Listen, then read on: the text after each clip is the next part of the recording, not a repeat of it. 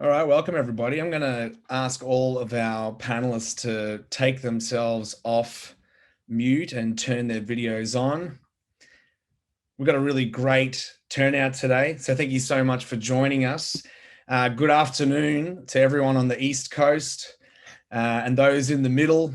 Good morning to the great people of Western Australia as well. Thanks so much for joining us all the way over there. My name is Luke O'Connor. I'm the National Mental Health and Wellbeing Manager for Support Act. And I'm so excited we get this opportunity to come together as people who work in music to talk about mental health and our collective well-being as an industry through Support Act's On My Mind series. I would like to respectfully acknowledge the traditional custodians of the land I'm joining you from today. That's the Wurundjeri people of the Kulin Nation, and I pay my respects to their elders past, present, and emerging. Big shout out to all First Nations people joining today as well. And if anyone at today's event wants to hear more about First Nations perspectives on well-being whilst working in music, I strongly recommend you head to our next Yarning Strong event featuring Archie Roach on April 28. You'll be able to find out more information about that at our website, supportact.org.au. Today's event and all of our On My Mind series throughout this year is brought to you by Headspace. The leading global meditation and mindfulness app, Headspace, have contributed to Support Act to help us to be able to run these events free of charge. And we'd love for you to go to the link that I'm going to be putting in the chat real soon so you can claim a 3-month free subscription to Headspace as a valued member of the Australian music community. Training like today's so important, whether we like it or not. Stigma still exists even amongst the people who work in music. Misunderstanding around mental health comes from a lack of understanding, not always a lack of empathy. Empowerment starts with knowledge. Data tells us at Support Act that just the act of learning about mental health can boost your individual well-being. So I hope you all walk away from today's sesh feeling energized. And it also equips all of us to support each other better as colleagues, because that's what we are. We're an industry. We need to support one another. We need to know when to get help and when to give it to others. Working in music can be challenging to our mental health. And statistically, we all have a higher rate of anxiety and depression than the general population. And that's why we're here. If you want to find out more about how to manage your mental health whilst working in music, head to our website, supportact.org.au. And without further ado, that's enough from me. Handing over to you, Ash, and our amazing panel. Cheers. Cheers heaps, Luke, and thank you and welcome to all of our incredible guests joining us today. For everyone who's here on the chat, watching from home, I'd like to pay my respects to the traditional owners of the land that I'm on at the moment, the Gadigal land, the Eora Nation. And I am very, very excited to be introducing a team of incredible human beings who are living and working in the music industry in different capacities. I myself, my name is Ash King. I'm a psychologist and I'm the in-house psychologist with Support Act. And it is my pleasure to introduce Kechi Anale, who is a multifaceted creative of Nigerian Irish heritage. She grew up in Naarm and has spent over a decade in the music industry. Welcome, Kechi. Thank you so much. I'd also like to pay respects to the Wurundjeri Woi-wurrung people of the Kulin Nation, whose land I work, live and create. I'd also love to introduce Cyrus, Sydney-based artist, music producer and songwriter. Thanks for joining, Cyrus. My absolute pleasure. Thank you so much for having me. I'm excited. And we've also got mental health clinician and consultant with Music Victoria. She helps support musicians to understand their feels. Bree Chapman-Stewart. Thanks for joining, Bree. Cheers, Ash. Coming in from Wurundjeri land as well here today in Naarm.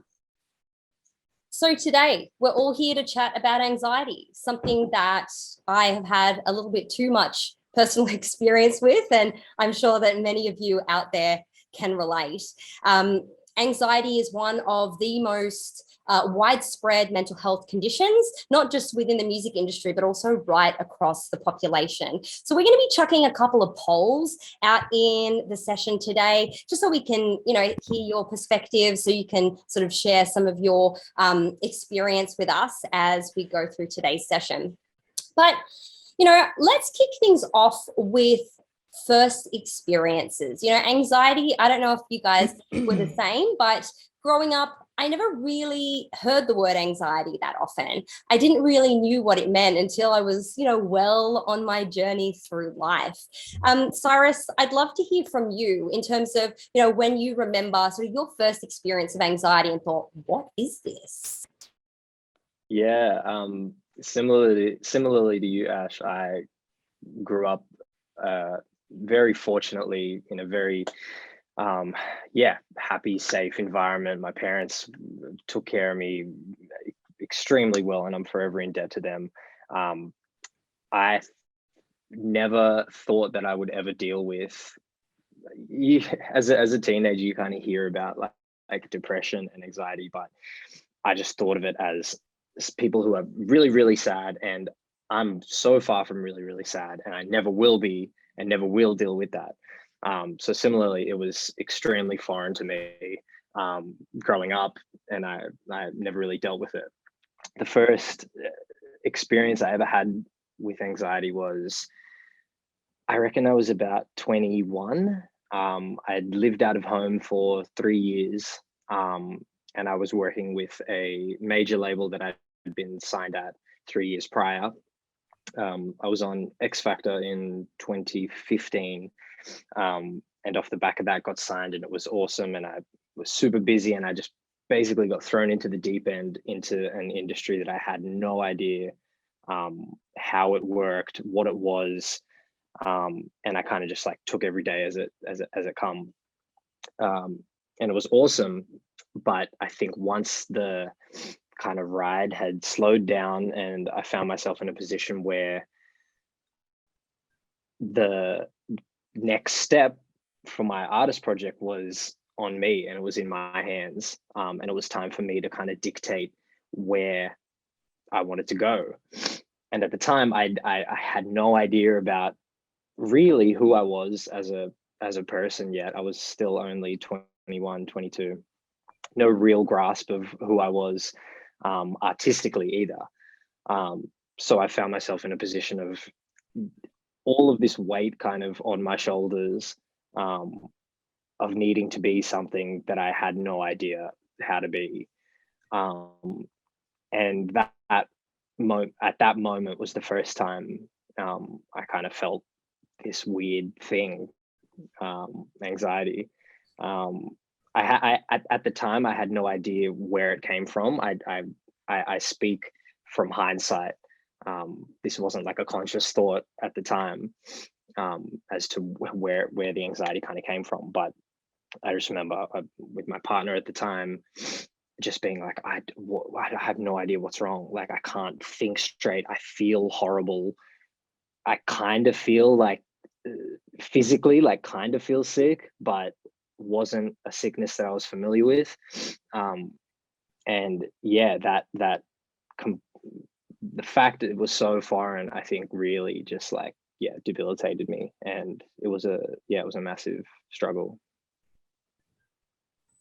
Thank you for sharing that, Cyrus. I'm sure, a lot of people listening today might relate in some capacities to some of, your symptoms there. Kechi, I'd be curious to hear about you. When did you first notice that you were experiencing anxiety and going, what is happening? Yeah, I think I have a similar experience to Cyrus in that I can look back now and understand that it was anxiety that I was experiencing. But it was really hard to tell because I guess our industry as well goes hand in hand with adrenaline rushes and things like that in the build up to performing. So I've always had anxiety throughout my life. But one of the times that really stood out for me was right before my band, Sasquatch, was going over to the States for the first time. I sat up all night in a panic, completely distraught about having to fly overseas, and I couldn't explain it. And I felt really kind of embarrassed and hopeless. And I think now, understanding what anxiety is and looking back on things, there have been other times when that has happened, and feeling that level of constant panic and that the the tension between feeling really panicked and also trying to put on this brave face of that everything's okay, and having that tension within you constantly has been something that I've always had. But there's definitely been peak experiences of not being able to sleep, of shaking, having physical responses, and feeling as though like you have to think about breathing in and out, like it feels like an unnatural thing to do all of a sudden because you're panicked, because you're just on edge. So I've always had a level of anxiety, but weirdly, because of performing, it's like you grow these tools which help you be a better performer, but they also help you mask the fact that you're not coping. And so it's something that I've really come to terms with now, later on down the track, that I've got these things that help me be a good performer that also help me hide my anxiety, and learning when it's an adrenaline rush before a performance and an actual like anxiety or panic attack has been a really weird space that I've been experiencing recently. I think because of lockdown, haven't been performing and still experiencing these things. So realizing that that's anxiety. Yeah. Thanks, Ketchy. Thanks for sharing. We've got Bree on board as a mental health practitioner and someone who works a lot with music industry folks. You know, one of the big questions we might have is, what even is anxiety? Like, what's the point and why do people experience it? Yeah, it's such a good question. And Ketchy and Cyrus just so eloquently summed up the visceral experience of anxiety too. And I think, Cyrus, and what you were saying, experiencing anxiety, there's always a reason for it. You know, it's a very primal thing that we do.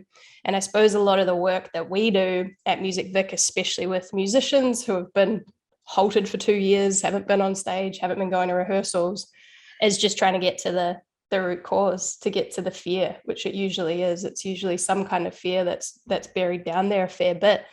But anxiety in and of itself is quite a powerful thing. You know, it protects us, and it's quite good at, I guess, making sure that we're alert and we're hyper vigilant. But, you know, as Ketchy said, it can be tricky when you're trying to be an authentic artist to have this incongruence of kind of putting on a face for a show, which then feeds into this feeling of sort of inauthenticity. So it's a big one. We're all on the anxiety continuum. So at least we all know we've experienced it at some point. Cheers, Bree. And I'd love to hear from you guys at home. Feel free to jump in the chat, but we've also got a poll. You know, how well do you feel like you know about social anxiety? You know, social anxiety in particular is an interesting one, right? Because most people who work in the music industry understand that it's quite a social space. You know, essentially, if you're going to get out there and tour with your music or make connections, if you're in a band, if you have management, have to work with publishers, want to go on tour, you have to have other people around you. Like, it's hard to do alone. So, you know, so much of what we do as human beings relies on other people. And through our evolutionary past, you know, if we were excluded, if we were criticized, if we were abandoned by our communities, that could mean death. So it's no wonder that so many of us are very, you know, hyper vigilant when it comes to, what are people thinking of me? How will I be liked? Am I going to do the wrong thing? Because if I fuck up here, that might be it for me. And that is something I think that, you know, reverberates through sort of a musician or creative's mind a lot. You know, am I going to do the right thing here? Are people going to like it? Are people going to like me? Am I going to be able to pay my bills with this? You know, it's a lot of pressure. So Ketchy, you've mentioned about the time that you were, you know, noticing that things weren't going great between your band members and things are starting to fall apart. And that was like a super, you know, anxiety moment for you. Can you share a little bit more about that and where you think some of that discord was coming from? Yeah, I mean, so Sasquatch finished in 2019, but a few years before that, we decided that the horn section and a few other members were no longer going to be a part of the band. And this is a band of 9 people. It's also a band that's been together when I was in my 20s. And so I grew up with these people, and from touring and recording, these are the people that I spent all my time with, and were my family. So at that time, to decide to halve the band and to kick people out felt like a death. It also felt like you're breaking up with somebody, but times that by like 4 or 5 people. And the tension of having to keep certain conversations secret in the build up to like the bigger conversation was just so traumatic, because these are the people that you confided in and were the people that probably understood you the most. And it felt like a massive betrayal. And I guess, which is very typical of our industry, a lot of the techniques to deal with that was just to drink copious amounts of alcohol, to tune it all out, to feel okay, to kind of, I know, like for me personally, that I would drink until there was a point where I just didn't have to feel, of numbing things out. And it was a really, really hard time. It's a horrible situation to be put in. And knowing that you're going to hurt people that you really care for and who have been there to help you have this career, it was a really hard time. And I think, the fallout of that kind of showed itself in different ways for different people in the band. But for me, it felt, like you're saying, kind of like a death, like this security net that I've had for so long was going to break apart. And I knew that was happening, and it was really scary. I don't know if I've answered the whole question correctly. No, that's great. And yeah, thank you so much for opening up about that. I think that we don't talk openly enough about the fact that relationships changing and shifting, which happen all the time, not just in the music industry, but in our lives, brings up so much for us. And it is sometimes like a death that we have to grieve when we're saying goodbye, when we're experiencing, the loss of a friendship or the loss of a band that meant so much to us. Bree, I might chuck to you, because Ketchy brought up an interesting thing that I would love to know about your experience working with other people in the music industry, which is, what are the coping mechanisms that most people say they're going to when they're trying to deal with these feelings of anxiety? Yeah, bang on. Always the booze and where possible, the drugs. And understandably, because for anyone that's seen Gabor Mate's work, he's a bit of a guru in the space. That you're looking to regulate yourself externally. So I don't have the skills and tools in here, and we're in an industry that encourages it. It's one of the few jobs you can have where it's like have a beer as you're doing your work. So it can be really challenging, and I'm not, it's, with my clients, it's hard to sit there and say, well, just go to bed on time and do self-care, because they're musicians, they're on tour, they're dealing with crazy hours. So I guess it's just about gently and compassionately moving through the process. Like perhaps after the gig, it's like, okay, I'll have a couple of mid-strengths, and maybe tomorrow I'll even squeeze in 10 minutes of journaling, and also a little bit of pace. I think our expectations, and what I'm seeing in the Victorian music community, is the expectation of, I'm just going to be 100% like 2019 edition. It's going to take time. It's that gently, start by just attending the gig, talking to a couple of people and building up. As I said, we're all on this continuum. There's going to be days that are harder than others, and just being really compassionate with that inner critic that's inside as well. I think, sorry to butt in, but I think another thing that you brought up is really interesting, the trying to regulate the drinking or whatever when you're in a band.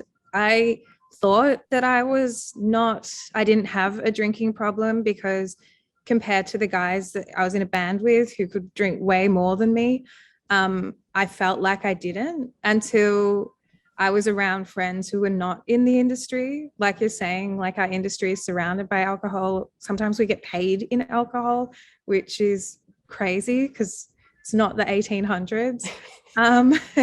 And so sometimes I think people believe that they're moderate, and the reality is like we're at the very top end of drinkers in our community. Yeah, bang on.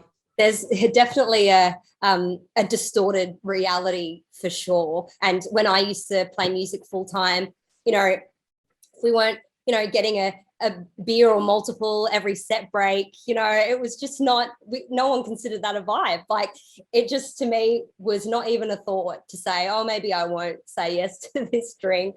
It's just how we rolled, right?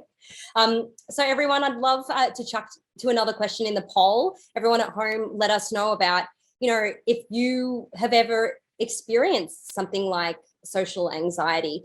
Cyrus, I'd like to speak to you a bit about, one of the things that we know is most empowering as sort of mental health practitioners is being able to recognize anxiety when it comes calling.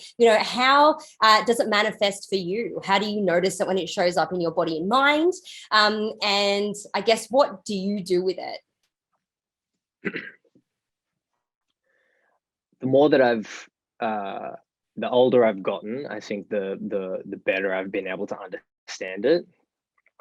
Like when I first started experiencing it, my focus was kind of just on avoiding it and getting rid of it as quick as possible, not realizing that it's trying to tell me something. So the place that I'm at now, I think physically it kind of just feels like I'm nervous, like I have butterflies. I don't get too, I haven't experienced recently too heavy of like physical kind of symptoms, but mentally and my kind of emotionally, it definitely, that's where it manifests itself. I start to question everything that I'm doing. When literally the day before I'll feel so good and be like, man, I'm so proud of myself. I'm got all my work done, like all my stuff, my work's lined up for the month, like just finished this song with this artist and I'm loving it, whatever. And then the next day it'll be like, is that the artist you really want to be working with? And oh, this next month, like it looks cool, but like, should you be doing better? Like, should you be working harder? Should you be trying harder? Should you be, spending more time on my own stuff? Is my own stuff good enough? So overthinking is definitely one aspect that I notice immediately. I kind of develop a pessimistic attitude about the world and kind of like, and that's like outside of music. The people around me, if I'm engaging in conversation with people, I can be quicker to react out of emotion and say what I feel before kind of like thinking it through. And yeah, it's not the best. And I also like isolate myself. I'm very much I love being there for my friends, and I always have been. I've got like two best mates from home that I grew up with, who have dealt with different levels of anxiety and horrible things that have happened in their life, that I've been so grateful that I can be there to like talk on a human, vulnerable level with, because I think that in and of itself just isn't as common as I wish it was.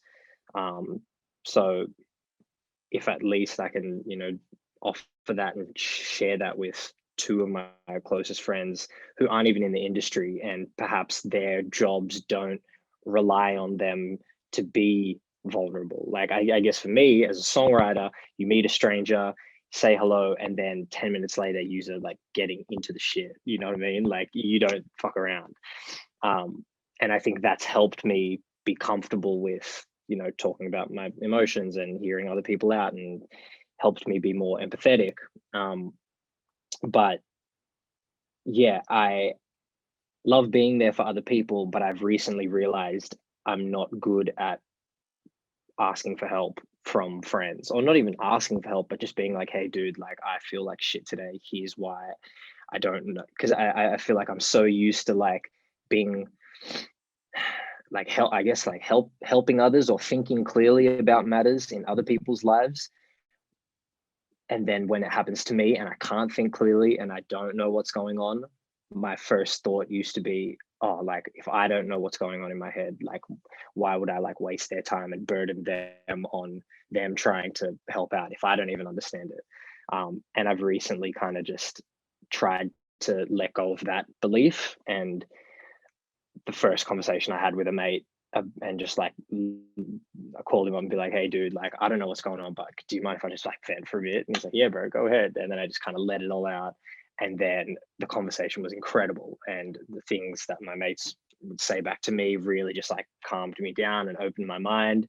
And it's kind of just like emphasizing a belief that I already kind of like abide by, which is it's better to just talk, and there's so much good to be gained out of conversation, and you don't need to you don't need to know what the outcome is. The first step is just being like, hey, do you mind if I just get this out? Don't put an expectation on them needing to help you, or what if they say the wrong thing, or what if I wig them out because they're not going to know what to say. Like letting go of that, and just with no expectation being like, hey, I need to like get some shit off my chest. And 110% of the time you end up, I personally have ended up feeling better afterwards. I feel like I went on a bit of a tangent there, but yeah. No way. No, it's a testament to the power of connection and communication, being open and honest about not only the wins and the great things that are going on in our lives, but also the challenges, the struggles. If you check out the poll, we've got 83% of people saying, yes, I've experienced social anxiety, 17% of people saying maybe. So we're not alone in this experience, even though when we're feeling through it, it feels so isolating. Ketchy, I'd love to hear about you. What's your journey been in regards to, talking about something like anxiety? Was it something that you used to isolate with too? And have you grown to maybe be more open and expressive about what's going on when you're feeling anxious? Yeah, so much of what Cyrus said, I was like, oh my God, you're literally reading my mind on this. I felt really bad about talking about feeling anxious or depressed because to some extent I didn't want to ruin another person's day. That's what would be going on in my head. It's like, how dare I say that I'm not enjoying this when I get to be creative all the time.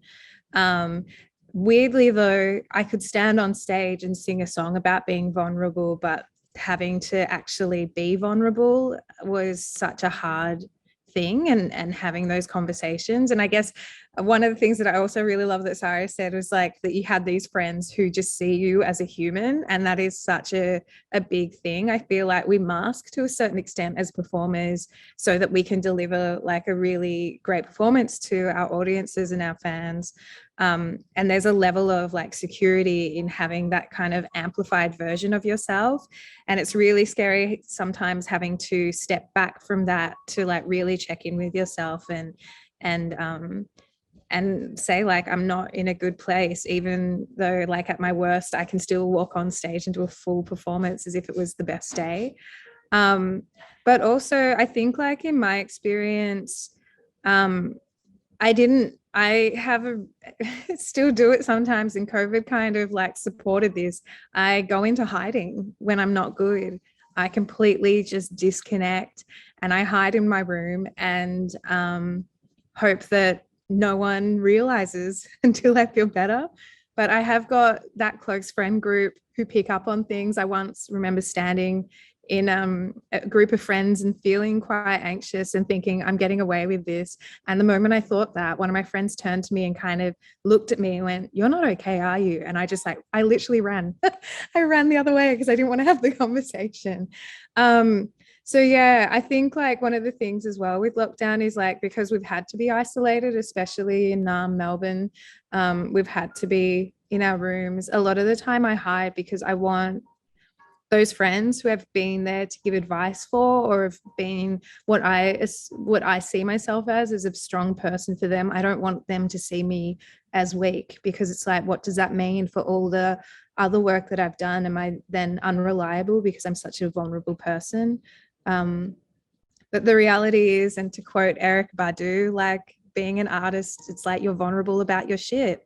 And that comes across in so many other areas of life. Like we feel life so intensely. And I think that's why we create, to kind of unravel and try and make sense of everything in the world. And sometimes as well, it's really hard as an artist because like this whole tortured artist thing has always been promoted in our industry, that like bad events or a breakup is like a lolly bag of ideas. And so sometimes it's like there's also that side of you that's like, this is horrible, but if I'm in it now, when I come out of it, I'm going to have so much good stuff to write about.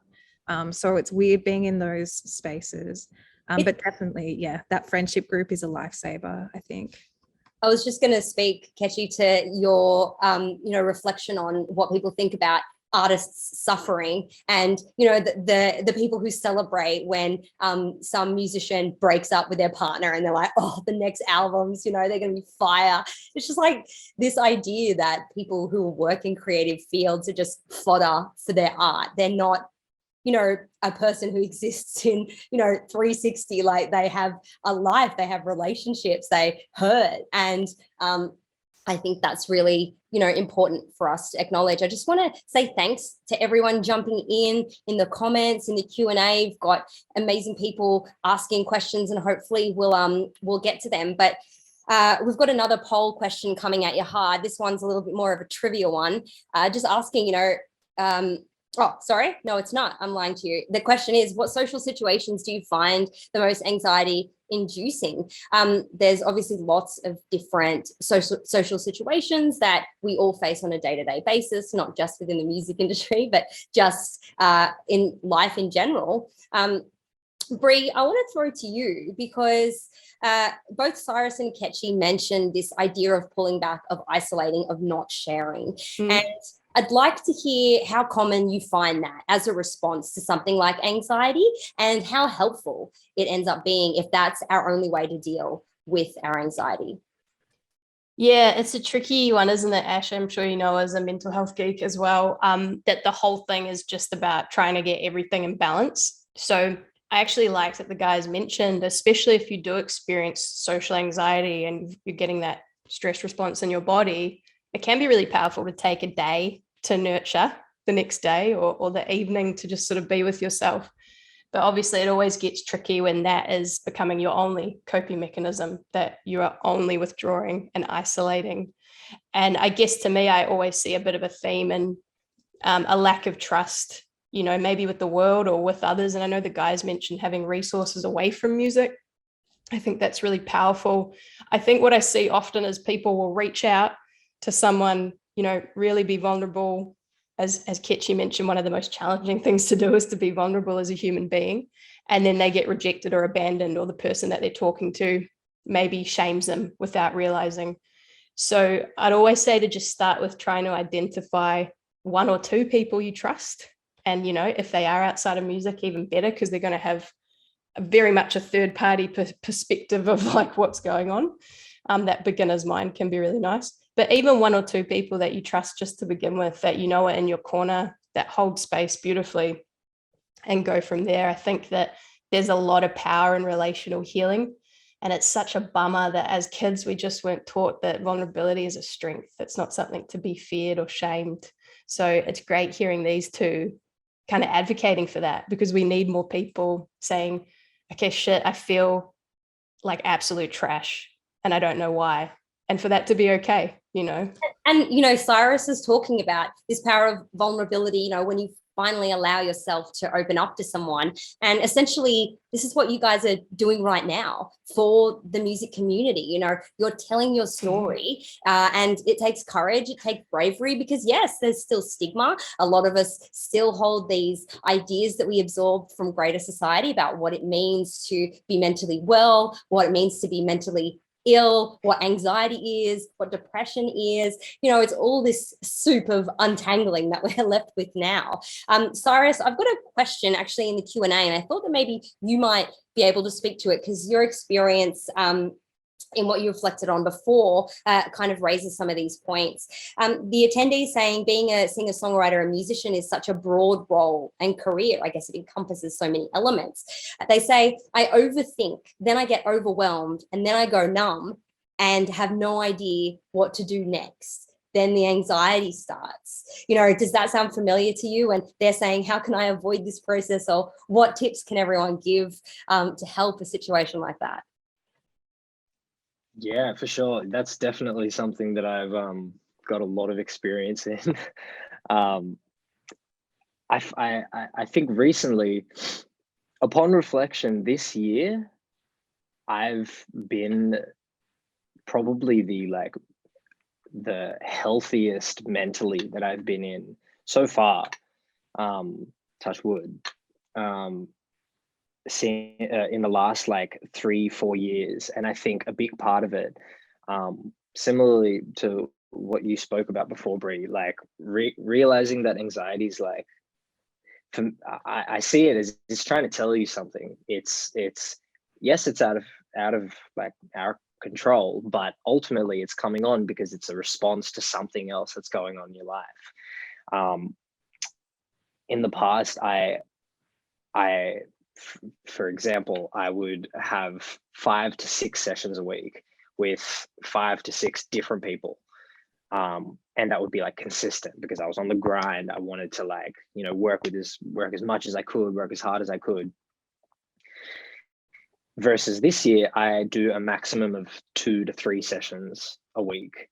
And I've found just that little adjustment, I haven't dealt with finding myself in a place that I'm run down, which is when that overthinking and the anxiety kind of comes into play. So I think that was one thing that I identified was needing some like tightening in my kind of like routine. But then also just like remembering that we're humans on Earth. We're not just songwriters, we're not just producers, we're not just artists. I feel like for literally for 5 years, from the day that I kind of like got signed, I'm like, this is my artistry, who I am to the public is who I am. And ultimately that's just so impossible to like keep up, even just within my own mind. And it was way too overwhelming to try and, you know, hold myself to. So I kind of like stepped back from defining myself as just a singer, songwriter, an artist, a producer, whatever, like, and realizing that there's so much more to me than what I do for work. Though a lot more people know of artists for being an artist, ultimately we're still just people. So there's so many other factors, like what I do the first 2 hours of the day. That's kind of like I've implemented kind of like a self-care kind of mentality toward my weekly routine. And I like something as simple as I don't like check my phone. I don't do anything work related for the first 2 hours. I'll get up as early as I comfortably can, where it's like still a bit of a challenge, but I'm so grateful once I see the kind of sun coming up, go on a big walk, exercise, go to the gym, like have a coffee, make a nice breakfast. And then once I've kind of spent a bit of time, you know, feeding me as a person, then I'm like, all right, let's go. Like I'm ready, I'm energized, I'm ready to like tackle the work side of things. So yeah, just little things like trying to maintain and regulate healthy habits in my personal life away from music has definitely helped and taken the stress off of just thinking about music. Because I think in the question that was in the poll, I dealt with that a lot more when I was only focusing on my music shit. But I'm now realizing like I'm a person. I got to take care of my body. I got to take care of my mind. So then when I'm doing my music stuff, I can be 10 times the you know person I would be if I was kind of ignoring those things. So I think just trying to take a more holistic approach to who I am. I'm not just a songwriter. And then serving myself as a human has definitely kind of helped deal with that. That's huge. And I think, you know, absolute respect to you, because I think that it still is hard within the music industry. Like people fuse so much to that identity of musician, of creative, and there's a lot that goes with it. There's a lot that goes, you know, creative people, musicians, artists, they need to be suffering, they need to be, locking themselves in dark little rooms, drinking bottles of wine, feeling all their feelings, etc., etc. And suddenly, when we allow ourselves to not just be completely defined and almost imprisoned by one part of who we are, we become free to explore lots of different avenues. We might take up new hobbies. We might connect with different people, and it's such a bloody relief. Like, in terms of my own lived experience, when I had to sort of step away from the music industry because I had my vocal accident, I was like, who am I? I am nothing. That was my inner critic dialogue. You are nothing now. You will be nothing. No one cares about you. Because the only identity marker I had ever fused with was, you are a musician. You are a singer. You are a performer. Without that, who are you? And that was something that hit so hard for me and took a lot of healing. Everyone, I'd like to call you to another poll. Got another question coming at you strong. I'm going to ask about the inner critic, because the inner critic plays a huge part in our experience with anxiety. Yes, we feel a lot in our bodies, in these different types of symptoms of tension or butterflies, nausea, sweating, irritation. But there's also heaps going on cognitively when it comes to anxiety. A lot of these voices inside our minds that are kind of telling us something over and over and over again that doesn't really help soothe us. It doesn't really help us feel any better. It just kind of serves to, freak us out a lot. Ketchy, I'd love to hear from you, your relationship with your inner critic. Is there certain things that show up in your mind, regularly, semi-regularly, that, wow, this is not helpful? Yeah, I get obsessive thoughts that I can't get rid of. I used to call them circle thoughts because I could feel them coming in and then I could feel myself trying to push them away. And it was almost like I could see them coming back and I just could not stop thinking about things as self-critical thoughts. And sorry, I just saw the poll. I'm on my phone, apologies. But yeah, like those thoughts of like really, really talking yourself down. And it's really hard to know the line between like something that's not serving you and that's like really negative on who you are, and also trying to be a good performer and picking up on things that help you become better. So it's hard to know when like a critique goes from critique to critic. But a lot of things would happen, especially at the start of tour when you're not tour fit and you do that first gig or that one gig before you do a good gig, but that one gig that's so bad that you're like, never again. And the whole time you're performing, you're just telling yourself, well, you got that note wrong, or why did you do that? You should have practiced more. And it just goes on and on and on and on. And then it feeds into other parts of life. I also, again, like with that thing that you talked about, how are people going to think of you? Before being a musician, I was actually quite an introvert. I didn't like talking to strangers. And that was something I had to learn how to do. And I felt like as well, like I'd say things and then be like, why did you say that? Or why couldn't you have been nicer? Or there's a better way that you could have had that conversation, especially at times when people like come up to you at the worst time and you like tell them to fuck off.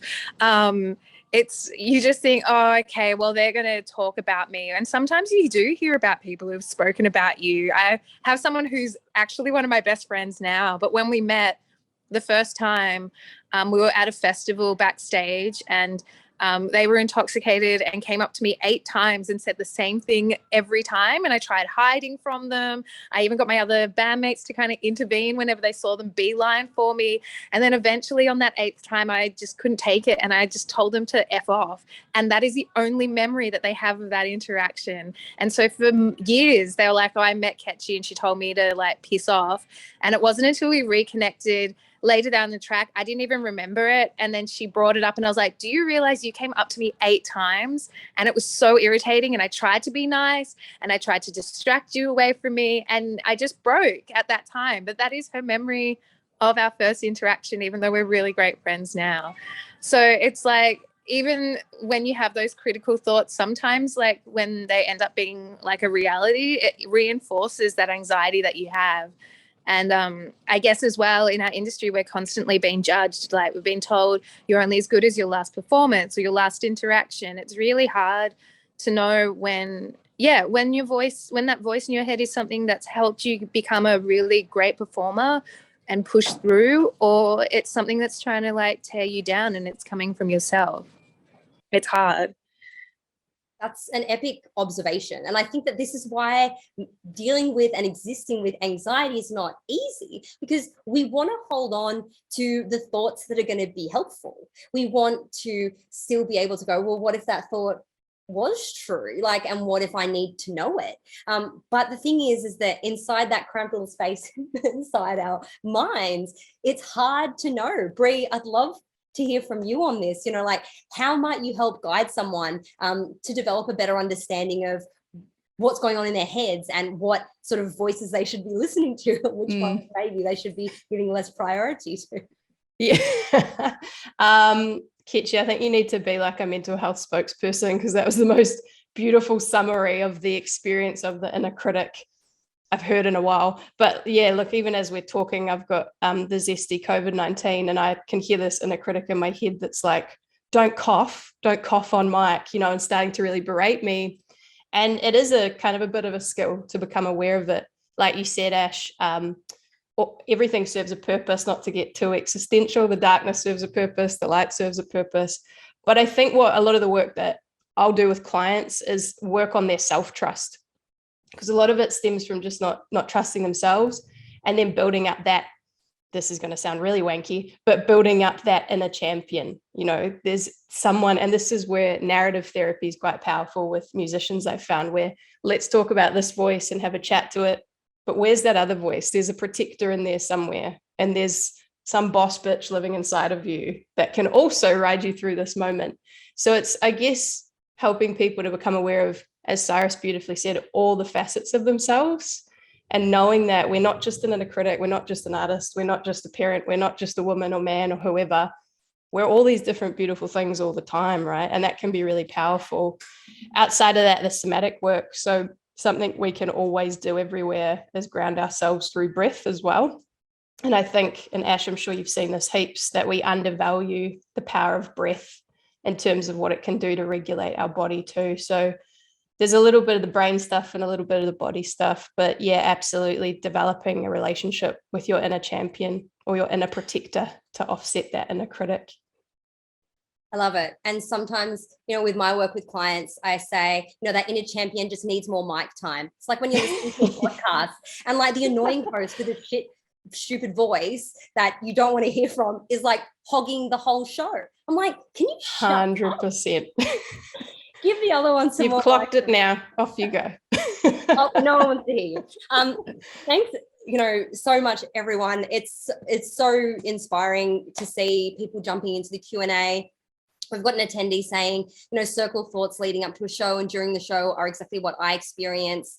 And in conversation and networking, you know, in the poll that we just ran, it looks like networking for most people here is something that brings up a lot of social anxiety. And so this attendee's like, Ketchi's description is exactly what I experience. So what we want to do now and in this space is normalizing these feelings. You know, they do happen inside of us, but it's actually a huge and shared experience, as is the inner critic stuff. You know, having a look at our polls right now, we've got 81% of people saying, oh yeah, my inner critic says you're not good enough. This mantra of you're not good enough, which we do cling to sometimes because we figure it's motivating. We're like, well, if I'm telling myself I'm not good enough over and over, maybe that'll help me get better. But just imagine that you had a roommate sitting next to you at all times, sleeping next to you in your bed, talking to you the first thing in the morning, you know, before you've had your coffee, before you've had a shower, and they're like, oi,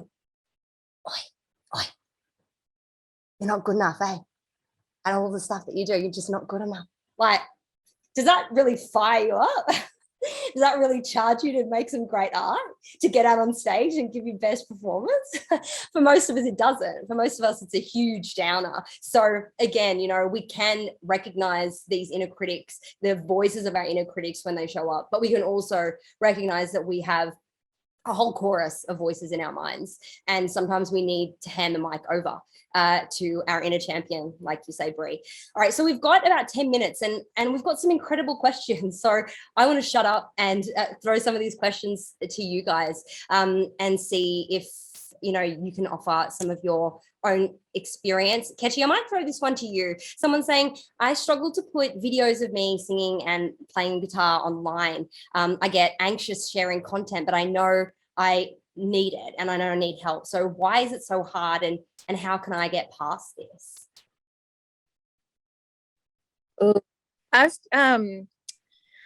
mean, weirdly, it's like this thing of practice makes perfect. When I was at uni studying how to sing, one of the exercises we had to do was to put was to stand in front of the mirror and watch ourselves. I think that's I think a lot of singers have to do that, and it is so confronting when you first do it. There's also been times where I've had to take photo shoots that I turn up and I don't like myself that day. It's just not a good day. But what I tell myself is, and I feel like this is probably quite existential, I think about myself as a child and the dream I had of wanting to be able to perform. And so I tell myself that even though right now in this moment I don't want to do it, or I feel a bit nervous about doing it, I think about myself as a little kid and how proud I would be to see that content there. I think as well, like one of the things I've really learned over the last decade is like trying to really bring things back to why you wanted to create in that first instance. And I guess it's that almost like childlike curiosity and creativity and the joy that creating serves you.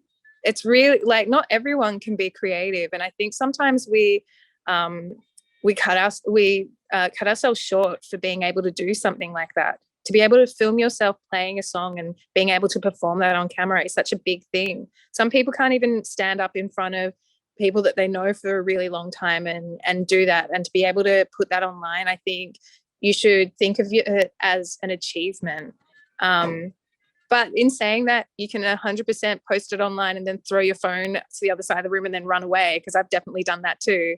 I've gone like, bye, and just like left. But one of the other things as well, I think our community is really, really supportive when it comes down to it. And I find like recently I performed for the first time solo and I was petrified and I didn't want to do it. And I negotiated the amount of songs that I was going to perform down because I was that resistant against it.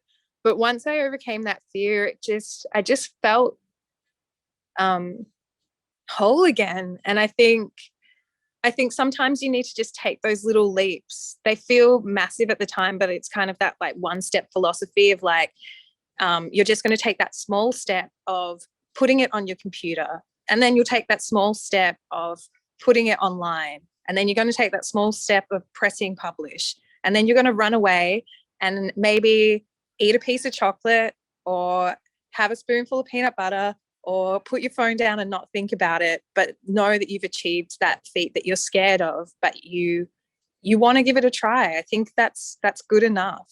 And I think that's sometimes another thing, like good enough is great in a lot of moments, because a lot of people are scared to do what we do.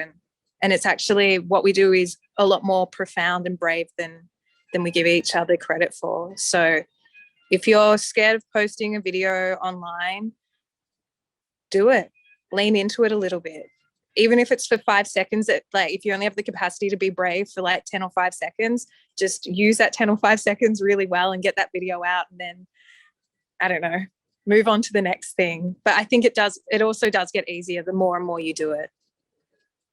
Absolutely. And amen to that. I think that mantra of like feeling the fear and doing it anyway is a huge one, because just because you're feeling the fear doesn't mean that it's wrong. It doesn't mean that you shouldn't be putting yourself out there. The fear is normal. It comes with being vulnerable. It comes with sharing a part of your soul with the world, which we have the capacity to do online now.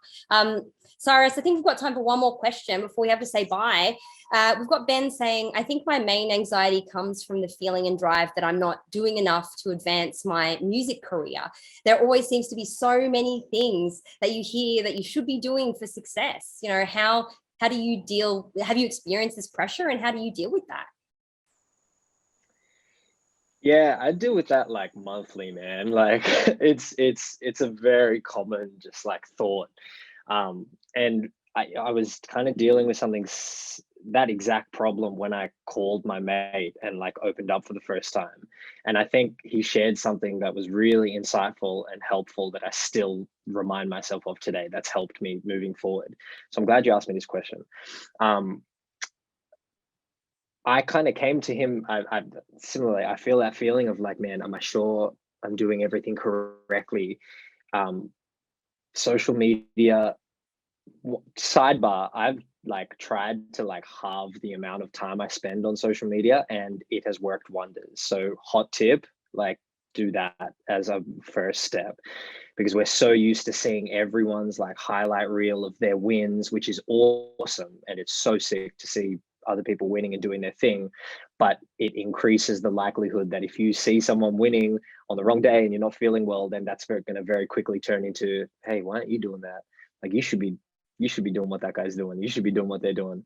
But anyway, I kind of came to him and be like, man, I've been doing this system, running through what my weeks look like and my next kind of goals. And I'm like, what if I don't know if that's going to be like, if that's what I should be doing? Because I'm starting to second guess it, because there's people, especially this day and age, there's like people that are much younger personally than I am, that are killing it, that are doing crazy things. And it's easy to also get caught up in that. Overall, just stop using social media as much, and that'll help heaps. But he shared this story of like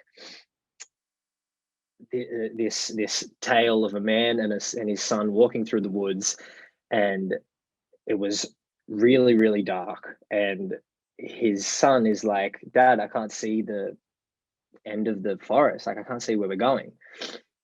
And his dad's like, well, can you see your next step? And the son's like, well, yeah, it's just there. And he's like, okay, we'll take that. So he takes the next step and he says the same thing, Dad, I can't see, like, where are we going? Are we going the right direction? Like, I'd have no idea. I can't see anything.